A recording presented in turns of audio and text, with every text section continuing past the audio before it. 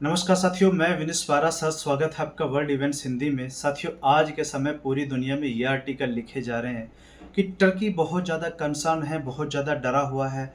अब टर्की को ये लग रहा है कि जैसे इजराइल ने अभी कतर पर हमला किया है, क्या अब इजराइल टर्की पर तो हमला नहीं करेगा? कहीं टर्की इजराइल के द्वारा हमला किया जाने वाला सातवां देश तो नहीं बनेगा? साथियों, अभी पिछले कुछ दिनों में इजराइल ने 6 मुस्लिम देशों पर हमला किया है। कहीं अभी टर्की सातवां देश तो नहीं बनेगा? अभी इजराइल ने जो 6 मुस्लिम देशों पर हमला किया है, उनमें है फिलिस्तीन, Qatar, Yemen, Lebanon, Syria, Iran. कहीं अब सातवां देश टर्की तो बनने नहीं जा रहा है। साथियों, क्या है ये पूरी खबर और इजराइल टर्की पर हमला क्यों करेगा?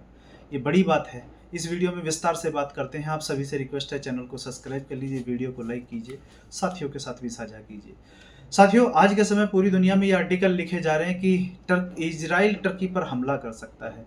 अब सवाल ये उठता है कि इजराइल टर्की पर क्यों हमला कर सकता है? क्या टर्की एक मुस्लिम देश है इसलिए? नहीं, इसलिए नहीं। क्योंकि अभी पिछले कुछ दिनों पहले ही इजराइल के प्रधानमंत्री बेंजामिन नेतन्याहू की एक वीडियो वायरल हुई थी, जिसमें इन्होंने कहा था कि हमास की लीडरशिप, हमास के जो आतंकवादी हैं, कहीं भी किसी भी देश में बैठे हैं तो हम इन्हें वहीं पर जाकर मारेंगे, इन्हें छोड़ेंगे नहीं। और इनकी इस वीडियो के वायरल होने के कुछ दिनों बाद ही कतर पर हमला हो जाता है। कतर की राजधानी दोहा में हमला हो जाता है।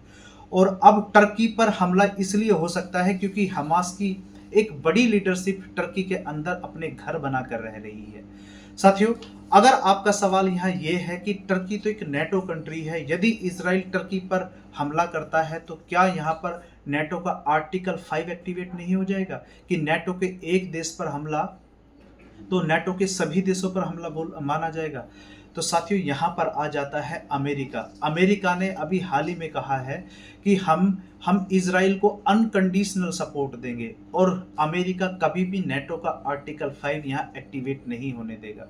हालांकि आर्टिकल 4 को एक्टिवेट करके तुर्की आर्टिकल 5 को एक्टिवेट करने की कोशिश करेगा, लेकिन अमेरिका पहले ही इजराइल के साथ खड़ा हुआ है। अमेरिका ने ऑफिशियली ये कह रखा है कि हम इजराइल को अनकंडीशनल सपोर्ट देंगे। तो ऐसे में नाटो का तो कोई यहाँ मतलब ही नहीं उठता। अगर आपका सवाल ये है, यदि इजराइल टर्की पर हमला कर देता है, क्या टर्की इतना कैपेबल है जो इजराइल का रिप्लाई कर सके?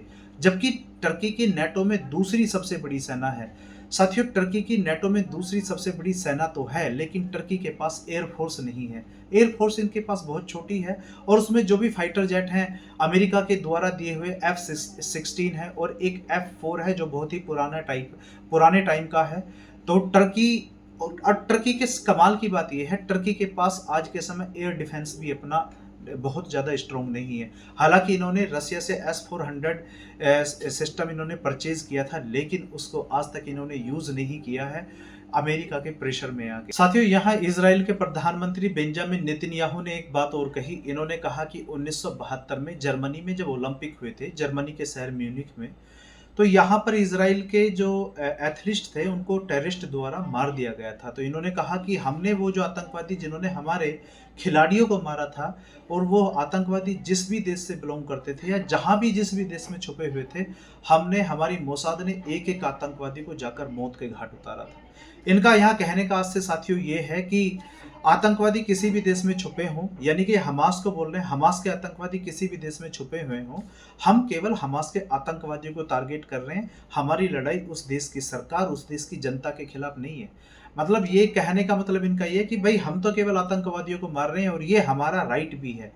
साथियों, अभी इसी के साथ साथ जैसे आपको पता है कि इजराइल ने भी कुछ दिन पहले ही कतर पर भी हमला किया था, कतर की राजधानी दोहा में।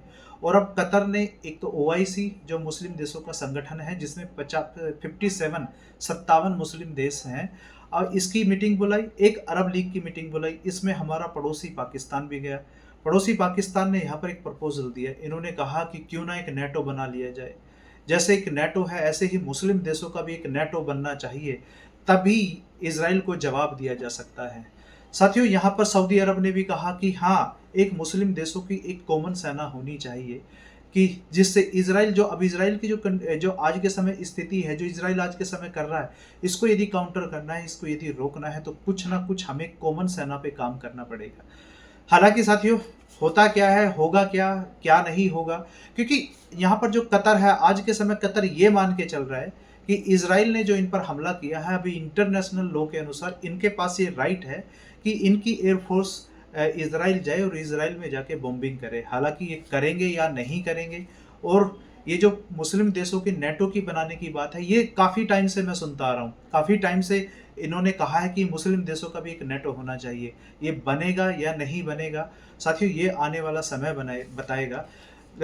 लेकिन यहाँ टर्की का जो आज के समय डर है, ये बिल्कुल जेन्युइन है, क्योंकि अब कहीं न कहीं इज़राइल के रडार पे टर्की है। टर्की में टर्की ने जिन भी हमास के आतंकवादियों को या हमास की लीडरशिप बोल लीजिए, उनको जो अपने देश में पनाह दी हुई है, तो कहीं न कहीं आज के समय टर्की को अब ये लग रहा है कि कहीं न कहीं हम इज़राइल के अब टारगेट पे हैं। इसलिए साथियों, आज के समय टर्की की राजधानी अंकारा में डर का माहौल है।